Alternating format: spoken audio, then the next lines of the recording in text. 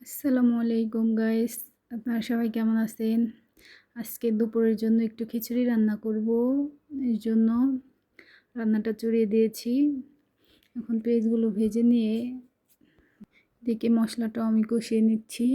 এখন মাংস দিয়ে দিব। মাংসটা দিয়ে ভালোভাবে কষিয়ে নিব।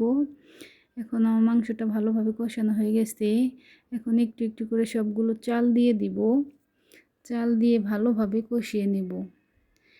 আমি সবগুলো চাল দিয়ে দিচ্ছি একটু একটু করে। এখন কষিয়ে নেব। আমার চালগুলো কষানো হয়ে গেছে। চালগুলো ভালোভাবে কষিয়ে নিচ্ছি। আমি অবশ্য রাইস কুকারে রান্নাটা দিয়েছি। এখন পানি দিয়ে দিলাম।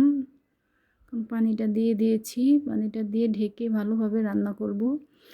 এখন প্রায় হয়ে আসছে। এদিকে আমি ভর্তার আয়োজন করছি। এখানে ভর্তা বানিয়ে নিব। কালো জিরার ভর্তা, শুটকির ভর্তা, চাপা শুটকির ভর্তা এবং শুকনো মরিচের ভর্তা। এই পাশে আমার খিচুড়িটা হয়ে গেছে। আমি একটু নাড়া দিয়ে দিচ্ছি, ভালোভাবে উল্টিয়ে দিচ্ছি যাতে ভালোভাবে সিদ্ধটা হয়ে যায় চালটা। যাই হোক, আমার খিচুড়িটা হয়ে গেছে।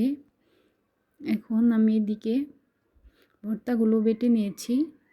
দেখেন তো বন্ধুরা, কেমন হয়েছে। আল্লাহ হাফেজ।